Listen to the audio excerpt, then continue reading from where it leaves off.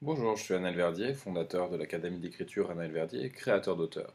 La question d'aujourd'hui nous vient d'une poétesse tunisienne qui répond au pseudonyme de Tatouta ou Tatuta, je ne suis pas sûr de comment on le présente. Et sa question est: l'écriture serait-elle une thérapie?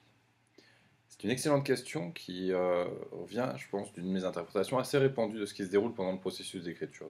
Écrire peut effectivement vous rendre plus heureux, c'est-à-dire qu'écrire peut vous aider, un petit peu comme, et je pense que la confusion vient de là, un processus de psychanalyse, à vivre mieux avec vous-même, à mieux comprendre vos névroses et à surmonter vos névroses. Maintenant, c'est pas l'écriture elle-même qui fait ça, c'est la nécessité qu'apporte l'écriture d'apprendre à mieux vous connaître en observant votre rapport à la pratique de l'écriture, par exemple, tout simplement vos rapports d'efficacité à l'écriture. Est-ce que vous êtes plus efficace, plus inspiré le matin ou le soir? Est-ce que vous êtes plus efficace après un café qui va vous stimuler, ou au contraire après un bain qui va bien vous relaxer? Est-ce que vous écrivez mieux avec du monde, ou seul et isolé, avec de la musique ou sans musique?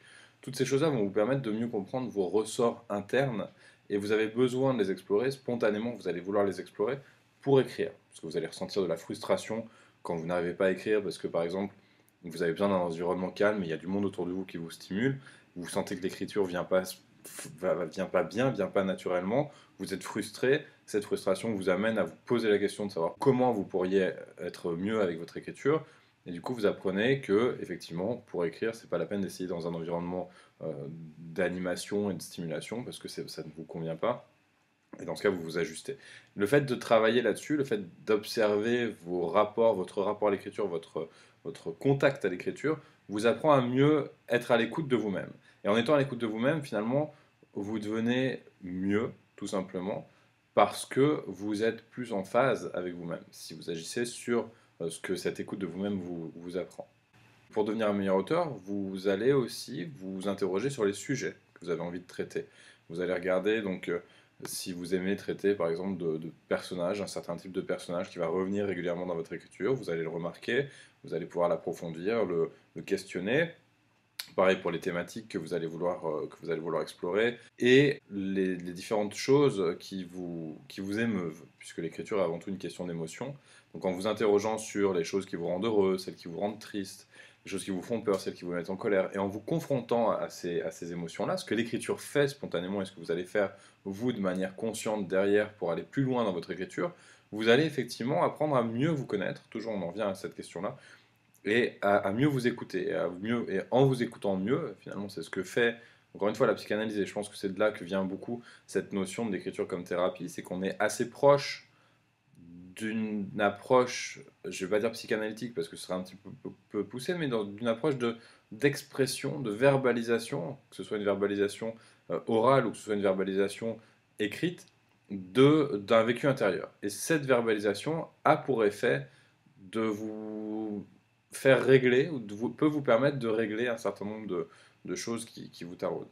Mais l'écriture n'est pas elle-même le processus thérapeutique, entre guillemets. Même si j'aime pas trop la notion de thérapie, puisque dans la notion de thérapie, il y a quand même la notion d'une maladie, et que l'écriture va jamais vous aider à guérir une psychose, par exemple. Alors bien sûr, on sera toujours dans le psychologique, c'est même pas la peine d'aller voir si l'écriture pourrait régler un problème physique, mais l'écriture peut vous aider à, disons, alléger le poids d'une névrose, peut vous apprendre à mieux vivre avec vos névroses, à être plus en accord avec vous-même. En ce sens, on peut penser que l'écriture est thérapeutique. Mais ce n'est pas l'écriture qui est thérapeutique, c'est le fait que, à travers l'écriture, en essayant d'être meilleur auteur, en vous penchant sur ce que vous écrivez, vous découvrez des choses sur vous-même. Et que l'écriture vous amène à vous poser ces questions-là naturellement, parce que quand vous ne le faites pas, vous êtes dans une frustration par rapport à ce que vous écrivez. Voilà ma réponse à votre question, j'espère qu'elle a été satisfaisante, et je vous souhaite une très bonne semaine d'écriture. Creusez ces pistes-là, essayez de mieux vous connaître, interrogez-vous sur la manière dont vous appréhendez le monde, et la manière dont vous vous représentez le monde, et comment l'écriture peut vous amener à être plus à l'écoute de tout ça, et plus en acuité par rapport à tout ça. Envoyez-moi vos questions. Je vous souhaite donc une bonne semaine d'écriture. Si vous aimez cette vidéo, si vous aimez ces vidéos, puisqu'il y en a d'autres qui arrivent, partagez-les, parlez-en autour de vous, parlez-en sur vos blogs, envoyez les liens par mail à vos amis auteurs, Faites-en profiter un maximum de personnes et n'hésitez surtout pas à me poser davantage de questions. Si vous voulez aller plus loin dans cette question de comment l'écriture peut vous amener à être plus en accord avec vous-même et plus à l'écoute de vous-même, je vous recommande l'excellent livre de Julia Cameron, qui est une bible dans le milieu, Libérez votre créativité. Il coûte 4 ou 5 euros, je pense, en poche, maximum 6, 6,70. Euh, il est rempli. C'est une bible qui est remplie d'exercices de créativité. Vous voyez, moi je l'ai énormément usé. Il est assez riche. Alors tous les outils ne vont pas vous parler tout de suite, mais il vous amène à vous questionner, à questionner votre rapport à l'écriture, votre rapport à la créativité en général, à travers un certain nombre d'exercices, comme par exemple celui-ci, qui est une série de questions sur vos blocages et sur les choses qui peuvent vous empêcher d'avancer en écriture. Vous pouvez vous interroger sur mon bénéfice à rester bloqué, c'est 3 points de suspension.